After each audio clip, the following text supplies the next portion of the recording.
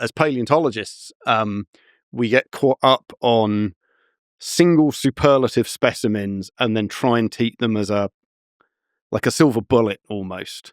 So Microraptor, I mentioned this before, little flying dinosaur, crow-size or gliding dinosaur, crow-size thing from China. We've got at least a dozen good specimens of it by now, and multiple ones with stomach contents. There's one I've described with a little mammal foot inside it. There's one with a bird inside it. There's one with a lizard inside it, and there's one with a fish inside it.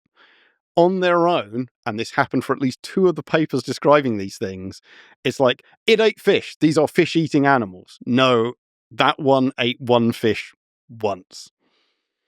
That one ate one bird once. That one ate one mammal once, and that one ate one lizard once. So what have we actually got here? I suspect we've got a group of generalists, and we just happen to have found them eating different things at different times.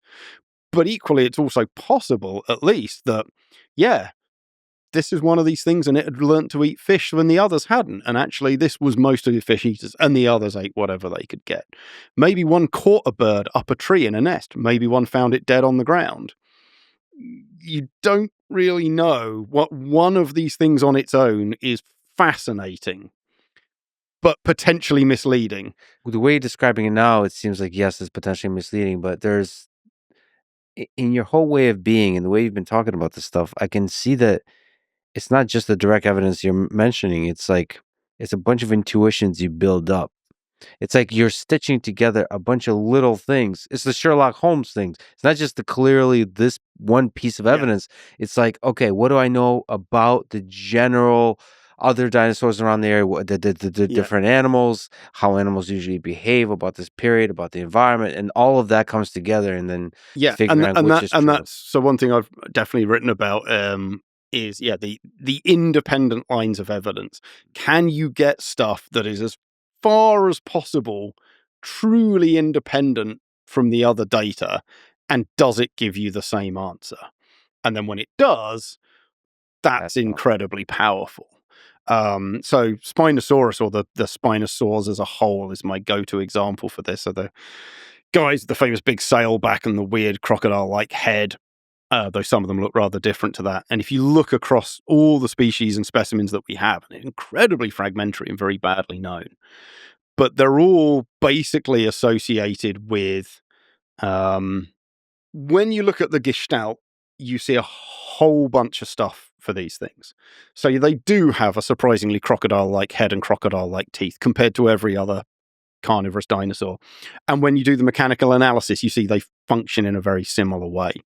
And indeed, teeth, here's a Spinosaur tooth, with very nearly circular cross-section, really distinctive, similar to crocodiles, similar to dolphins, similar to fish-eating fish. So points to fish, crocodile-like head, points to fish. Crocs eat other stuff too, but still. They're usually found in or near aquatic systems. Now, fossils in general tend to turn up in aquatic systems because you've got to be buried to become a fossil, so water association is common. But even so, that's true. They turn up in places where lots of other dinosaurs don't tend to turn up, including carnivores, which suggests they're eating something else. If you look at the isotopic signature of the teeth, often it correlates with crocodiles, fish, turtles, and stuff that lives in water, and doesn't correlate well with other land-living dinosaurs that lived in the same time and same place.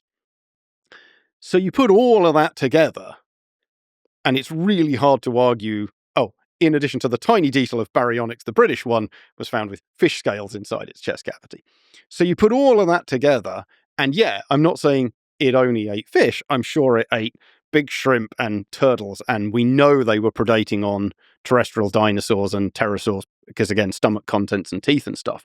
But fundamentally, this is an animal or a group of animals doing something different to the other carnivorous dinosaurs, and it's probably linked to water, and it's probably linked to fish as a predominant way of living. We should mention that you're working on a book out in early 2026? So in the UK, it'll be out in November. In North America, January or February 2026. It's called Spinosaur Tales, the biology and ecology of the Spinosaurs. And written with Mark Whitten, who did that picture. It's a beautiful which creature. I think is in there. Mark's done a ton of new artwork. He helped write the book, but he's also the artist. I mean, can you describe a little bit more about this creature? There's a bunch of stuff like what you just mentioned. There's some debate. Weird. Yeah. Is it how to what degree is it aquatic? So what Not very is my take. So does it live in the water? Does it step in the water? Yeah, so I think it's basically a big wader. It's a poor analogy, but it's a very weird giant stork. Oh, got or it. heron. What's giant?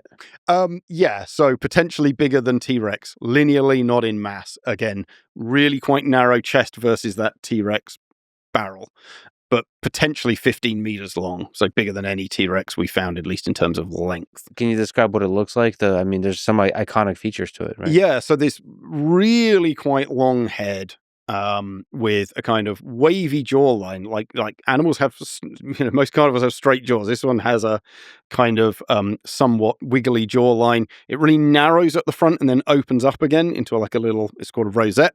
So you got like a little semicircle and then a dip, and then the jaws go back, and then the teeth line waves up and down. These really conical teeth, which doesn't sound very exciting, but it makes them different to every other carnivorous dinosaur. Like no other thing has a conical tooth, which is a classic fish thing, or at least biting hold of something that wriggles. The nostrils are not at the tip of the nose. They're pushed back, at least somewhat. It has a bunch of crests on the head. It's got quite a long neck. Spinosaurus, and at least a couple of the other closest relatives to it, a thing called Ichthyoveneta from, I can't remember if it's Thailand or Laos, I think it's Laos, has this giant elongated bit to the top of the vertebrae, and so it gives it this giant sail along the back. Spinosaurus, at least, possibly Ichthyoveneta, probably not any of the others, then has this weird, like, thin, like, newt-like expanse to the top of the tail, giving it kind of like a giant oar paddle appearance. Mostly they have very large arms with giant claws on the hands. And Spinosaurus at least appears to have really quite short legs, but the others don't. But again, so Spinosaurus is like totally iconic, but if you look at something like Baryonyx from the UK or Suchomimus from Niger, it's still got the same head, it's still got the same neck, it's still got the same arms, but it doesn't have this sail and it doesn't have this tail and it probably doesn't have short legs. So Spinosaurus is super weird and exaggerated version of what is already a kind of super weird group of theropods. So Spinosaurus is properly strange. And then, as you kind of hinted at, like super controversial as well, because various papers have claimed it's a diver or a really good swimmer. And I think the evidence for that is very weak at best. So your book is going to be, you're going to start some shit with your book. It's going to be I think I already have, to be honest. Like I've written 3 major papers, and one in particular with my colleague Tom Holtz, where we frankly savaged the idea that it's a good swimmer. And then other people have since, including actually some of the authors who were on the original paper claiming it did swim well, have now effectively reversed their position and said it didn't. So the Jurassic Park 3 fight between the two, yeah, is famous. In real life encounter, who wins? So probably still T-Rex. I mean, the Jurassic Park Spinosaurus was pretty good for its time, because some of the stuff that I've just talked about, particularly the short legs, were suggested way back in 1910, 1912, but it was really uncertain. Now it appears to be more likely the case than not. The tail was unknown at this point, so it was just given a very generic tail. But the crocodile-like head is pretty good. The neck's a bit short. The sail is a bit too, like it's almost just like a semicircle stuck on the back, and it's a bit more complicated than that. But personally, I'm quite a big fan of the Jurassic Park 3 Spinosaurus.